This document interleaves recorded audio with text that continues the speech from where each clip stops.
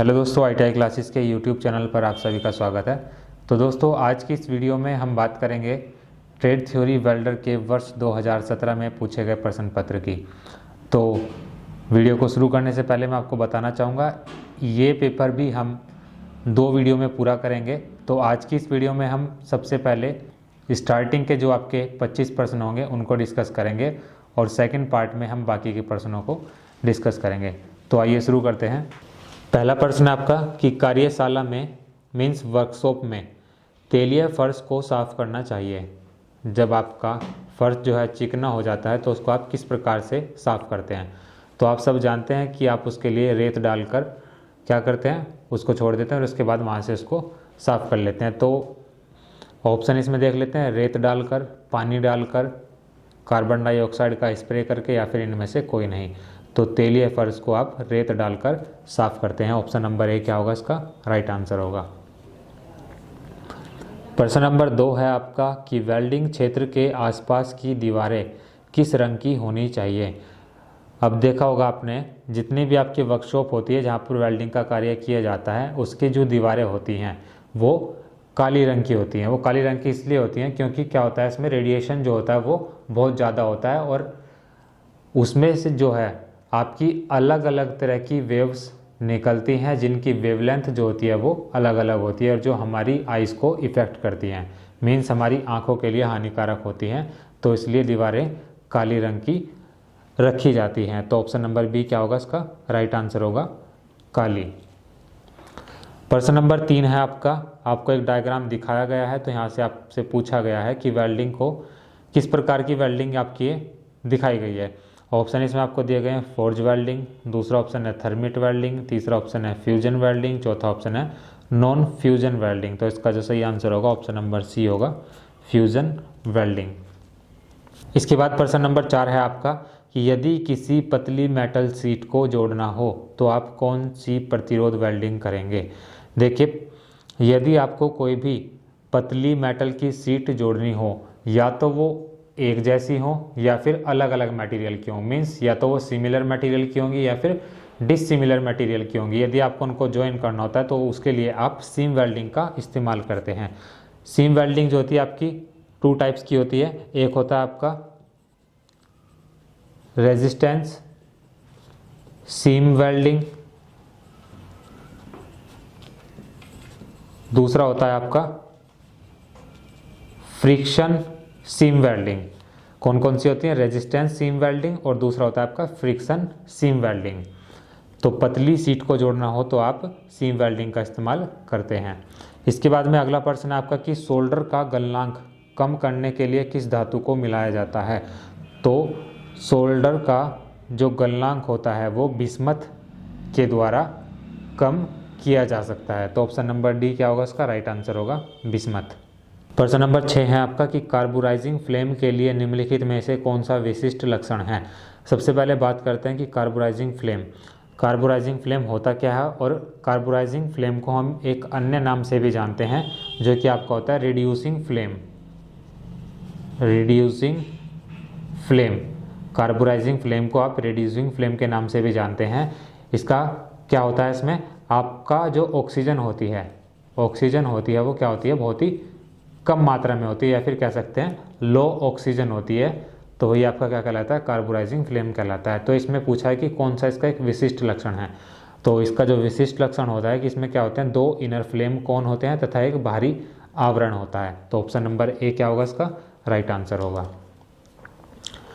प्रश्न नंबर 7 है आपका कि यदि गैस कर्तन में कटाव का सिरा अधिक जीर्ण शीर्ण दिखाई दे तो टॉर्च को जलाना चाहिए। तो इसमें आप टॉर्च को तीव्र गति पर चलाते हैं। ऑप्शन नंबर ए क्या होगा, इसका करेक्ट आंसर होगा। प्रश्न नंबर 8 है आपका कि रेजिस्टेंस वेल्डिंग विधि में कॉपर की वेल्डिंग करना कठिन होता है क्योंकि इसकी। अब देखिए, कॉपर की वेल्डिंग करना कठिन इसलिए होता है क्योंकि इसकी जो उसमें चालकता होती है वो क्या होती है, बहुत ही अधिक होती है। तो ऑप्शन नंबर ए क्या है, इसका करेक्ट आंसर है। तो रेजिस्टेंस वेल्डिंग में कॉपर की वेल्डिंग करना उसमें चालकता अधिक होने के कारण कठिन होता है। तो ऑप्शन नंबर ए क्या है, इसका राइट आंसर है। इसके बाद में अगला प्रश्न है आपका कि आर्क वेल्डिंग में 4 मिलीमीटर मोटी माइल्ड स्टील पर फिलेट वेल्डिंग करने के लिए किस साइज़ की इलेक्ट्रोड उपयुक्त होती है। तो आर्क वेल्डिंग में यदि आपकी 4 mm मोटाई वाली माइल्ड स्टील पर आपको फिलेट वेल्डिंग करनी होती है तो इसके लिए आप 3.15 मिलीमीटर साइज़ वाली इलेक्ट्रोड का इस्तेमाल करते हैं। तो ऑप्शन नंबर बी क्या है इसका करेक्ट आंसर है 3.15 मिलीमीटर। प्रश्न नंबर 10 है आपका कि नीचे चित्र में एक नोजल दर्शाया गया है तो एक्स द्वारा प्रदर्शित छिद्र को पहचानिए। तो ये जो आपके होल इसमें दिए गए हैं इसको आप कौन से होल कहेंगे। ऑप्शन इसमें आपको दिए गए हैं प्री हीटिंग छिद्र, कटिंग ऑक्सीजन छिद्र, आर्क फ्लेम छिद्र और इनमें से कोई नहीं। तो इसका जो सही आंसर होगा ऑप्शन नंबर ए होगा प्री हीटिंग छिद्र। अब प्री हीटिंग आप क्यों करते हैं। प्री हीटिंग आप इसलिए करते हैं ताकि आप वेल्डिंग करने से पहले अपनी जो प्लेट है या फिर जो आपका मटेरियल है या फिर जो आपका वर्कपीस है उसका टेम्परेचर आप बढ़ा सके और उसके बाद जब आपकी वेल्डिंग कंप्लीट हो जाए तो वो धीरे धीरे ठंडी हो, इसलिए आप क्या करते हैं उसमें प्री हीटिंग करते हैं। इसके बाद में प्रश्न नंबर 11 है आपका कि कार्यखंड के चारों ओर वेल्डिंग केबल को लपेटने से किस समस्या को कम किया जा सकता है। चित्र इसमें आपको दिखाया गया है और ये आपका यहाँ पर केबल इस पर लिपटा हुआ है। तो इसको लपेटने का कारण क्या मीन्स ये किस समस्या को आपकी कम करेगा। ऑप्शन इसमें आपको दिए गए हैं विरूपण, दूसरा ऑप्शन है आर्क ब्लो, तीसरा ऑप्शन है वेल्ड क्रैक और चौथा ऑप्शन है वेल्ड स्पेटर। तो इसका जो सही आंसर होगा ऑप्शन नंबर बी होगा आर्क ब्लो। प्रश्न नंबर 12 है आपका कि मैनुअल मेटल आर्क वेल्डिंग में एसी वेल्डिंग मशीन द्वारा निम्नलिखित में से किस धातु को वेल्ड नहीं किया जा सकता है। तो मैनुअल मेटल आर्क वेल्डिंग में आप इन सभी धातुओं को वेल्ड कर सकते हैं बट ऑप्शन नंबर सी जो इसमें दिया गया है एल्यूमिनियम उसको आप वेल्ड नहीं कर सकते। ऑप्शन नंबर सी क्या है इसका करेक्ट आंसर है। बट मेनली क्या होता है मैनुअल मेटल आर्क वेल्डिंग में आप कास्ट आयरन, माइल्ड स्टील और हाई कार्बन स्टील इन सभी का वेल्ड करने के लिए ज़्यादातर प्रयोग किया जाता है। एल्यूमिनियम का भी होता है परंतु इतना नहीं होता। इसके बाद में प्रश्न नंबर 13 है आपका कि रिटॉर्ट गैस क्या है। अब रिटॉर्ट गैस क्या होती है आपकी जितनी भी ज्वलनशील गैसें होती हैं उन सब का क्या होता है कोई मिक्सचर होता है। तो ऑप्शन नंबर ए क्या है इसका सही आंसर है। प्रश्न नंबर 14 है आपका इलेक्ट्रोडों पर फ्लक्स कोटिंग के विभिन्न कार्य होते हैं, निम्नलिखित में से कोटिंग का प्राय कार्य नहीं है। तो इलेक्ट्रोडों पर जो फ्लक्स कोटिंग होते हैं उसके बहुत सारे कार्य होते हैं। अब इसमें पूछा है कि आपका कौन सा कार्य नहीं होता। तो ऑप्शन इसके एक बार देख लेते हैं। ऑक्सीजन के विरुद्ध वेल्ड धातु को संरक्षण देना, ऑप्शन नंबर बी है आवश्यक फिलर धातु को प्रदान करना, तीसरा ऑप्शन है आर्क को स्थिर करना, चौथा ऑप्शन है स्पेटर को कम करना। तो ऑप्शन नंबर बी इसका क्या होगा राइट आंसर होगा आवश्यक फिलर धातु को प्रदान करना। प्रश्न नंबर 12 है आपका 1.2 मिलीमीटर मोटी सीट के जोड़ की तैयारी में किनारे किस कोण पर मोड़े जाते हैं। तो ऑप्शन इसमें आपको दिए गए हैं 45 डिग्री, 90 डिग्री, 60 डिग्री और 30 डिग्री। तो इसका जो सही आंसर होगा ऑप्शन नंबर बी होगा 90 डिग्री। इसके बाद में प्रश्न नंबर 16 है आपका कि निम्न में से कौन सी फ्लेम का उपयोग वेल्डिंग के लिए नहीं किया जाता है। ऑप्शन इसमें आपको दिए गए हैं न्यूट्रल फ्लेम, ऑक्सीडेशन फ्लेम, कार्बुरीकारक फ्लेम और चौथा ऑप्शन है रिड्यूसिंग फ्लेम। तो पूछा क्या इसमें किस फ्लेम का उपयोग वेल्डिंग में नहीं किया जाता है। तो ऑप्शन नंबर डी क्या होगा इसका राइट आंसर होगा रिड्यूसिंग फ्लेम। रिड्यूसिंग फ्लेम में क्या होता है आपकी जो ऑक्सीजन की मात्रा होगी, ऑक्सीजन जो होगी आपकी वो क्या होती है बहुत ही लो होती है। तो इसलिए इस फ्लेम का उपयोग आप इसमें नहीं करेंगे। प्रश्न नंबर 17 है आपका कि गैस वेल्डिंग के कार्य में छिद्रता दोष का निवारण कैसे हो सकता है। ऑप्शन इसमें आपको दिए गए हैं प्रगमन की उचित गति बनाए रखकर, दूसरा ऑप्शन है वेल्ड सरफेस को सही ढंग से साफ रखकर, तीसरा ऑप्शन है टॉर्च की उचित युक्ति का प्रयोग करके और चौथा ऑप्शन है सही प्रकार के फिलर रोड का प्रयोग करके। तो वेल्डिंग में जो आपका छिद्रता दोष होता है उसको दूर करने के लिए आप क्या करते हैं ऑप्शन नंबर सी इसमें सही आंसर होगा टॉर्च की उचित युक्ति का प्रयोग करके आप उनसे हल पा सकते हैं, उनसे निवारण पा सकते हैं। प्रश्न नंबर 18 है आपका कि तांबे के आर्क से वेल्डिंग करने के डीसी विलोम ध्रुवता का चयन करने का कारण है? ऑप्शन इसमें आपको दिए गए हैं। तांबा ऊष्मा का सुचालक है। दूसरा ऑप्शन है तांबा पिघलने पर आसानी से बहता नहीं है। तीसरा ऑप्शन है आर्क का 1/3 ताप मूल धातु पर केंद्रित होता है। और चौथा ऑप्शन है आर्क का 2/3 ताप इलेक्ट्रोड धातु पर केंद्रित होता है। तो इसका जो सही आंसर होगा ऑप्शन नंबर डी होगा। आर्क का 2/3 ताप इलेक्ट्रोड धातु पर केंद्रित होता है। प्रश्न नंबर 19 है आपका कि निम्न में से किस विरूपण के कारण प्लेटों के सिरे ऊपर की ओर मुड़ जाते हैं? विरूपण का मतलब होता है आपका एक तरह से डिफॉर्मेशन होना। तो किस कारण प्लेटों के जो सिरे होते हैं वो ऊपर की तरफ मुड़ जाते हैं? ऑप्शन इसमें आपको दिए गए हैं अनुप्रस्थ विरूपण, अनुदैर्ध्य विरूपण, कोणीय विरूपण या फिर इनमें से कोई नहीं। तो इसका जो सही आंसर होगा ऑप्शन नंबर बी होगा अनुदैर्ध्य विरूपण। मीन्स उसकी लंबाई के सापेक्ष डिफॉर्मेशन। ऑप्शन नंबर बी क्या होगा इसका?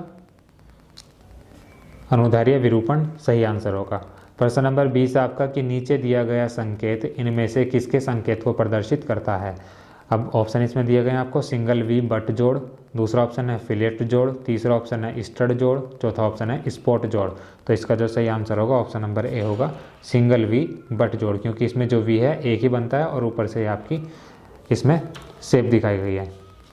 प्रश्न नंबर 21 है आपका कि इलेक्ट्रोड की लाइट कोटिंग में कोटिंग व्यास तथा कोर वायर के व्यास का अनुपात क्या होता है?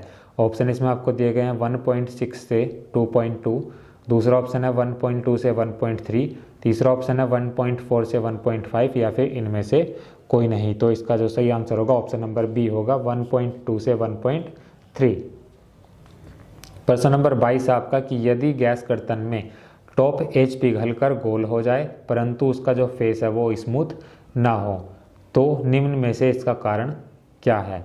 ऑप्शन इसमें आपको दिए गए हैं बहुत कम कटिंग स्पीड, अपर्याप्त एसिटिलीन दाब, टिप को बहुत ऊंचा पकड़ना और लास्ट ऑप्शन है आपका बहुत अधिक कर्तन ऑक्सीजन दाब। तो इसका जो सही आंसर होगा ऑप्शन नंबर सी होगा टिप को बहुत ऊंचा पकड़ना। प्रश्न नंबर 23 है आपका कि एक प्रकार के नॉन डिस्ट्रक्टिव टेस्ट में टेस्ट करने वाले जॉइंट की एक साइड पर फोटोग्राफिक फिल्म लगाने की आवश्यकता होती है, यह टेस्ट क्या है? तो ये टेस्ट आपका रेडियोग्राफिक टेस्ट कहलाता है। तो ऑप्शन नंबर ए क्या होगा इसका राइट आंसर होगा। प्रश्न नंबर 24 आपका कि कटिंग ब्लो पाइप के टिप में सेंटर होल का कार्य होता है। तो ऑप्शन इसमें आपको दिए गए हैं प्री हीटिंग के लिए ऑक्सीजन सप्लाई करना, प्री हीटिंग के लिए एसिटिलीन सप्लाई करना, कटिंग के लिए ऑक्सीजन सप्लाई करना और लास्ट ऑप्शन है कटिंग के लिए एसिटिलीन सप्लाई करना। चूँकि यहाँ पर बात की गई है कटिंग ब्लो पाइप के, तो इसका जो आंसर होगा वो भी आपको उसी तरह से देना होगा। तो सेंटर होल का कार्य क्या होता है कि कटिंग के लिए ऑक्सीजन सप्लाई करना। ऑप्शन नंबर सी क्या होगा इसका राइट आंसर होगा। अब ऑक्सीजन हम इसलिए इस्तेमाल करते हैं क्योंकि ये जो आपका फ्लेम होती है उसका टेम्परेचर को इंक्रीज़ करती है और कटिंग में हमारी मदद करती है। इसके बाद में आज की इस वीडियो का आखिरी प्रश्न आपका धातु कर्तन प्रक्रम में प्रयुक्त आर्क तकनीक चित्र में दिखाई गई है। मीन्स आपको एक जॉइंट करते हुए दिखाया गया है और इलेक्ट्रोड कोण के लिए कर्तन रेखा के संदर्भ में किस कोण पर कर्तन इलेक्ट्रोड को रखा जाता है। मीन्स जब आप वेल्डिंग करते हैं तो आपकी जो रोड होती है वो आपके वर्कपीस से कितने डिग्री पर रखी जाती है। तो ये आपको हमेशा ध्यान रखना है कि जो आपका इलेक्ट्रोड होता है वो 45 डिग्री के कोण पर रखा जाता है। तो ऑप्शन नंबर सी क्या होगा इसका राइट आंसर होगा। तो दोस्तों आज की वीडियो में सिर्फ इतना ही और नेक्स्ट वीडियो में हम इस पेपर को क्या करेंगे कंप्लीट करेंगे और 25वें प्रश्न तक आपका ये फर्स्ट पार्ट था और इससे आगे जो आपका 26वां प्रश्न होगा उसको हम नेक्स्ट वीडियो में डिस्कस करेंगे और इन सभी प्रश्नों की PDF फाइल आप हमारे टेलीग्राम ग्रुप से भी डाउनलोड कर सकते हैं।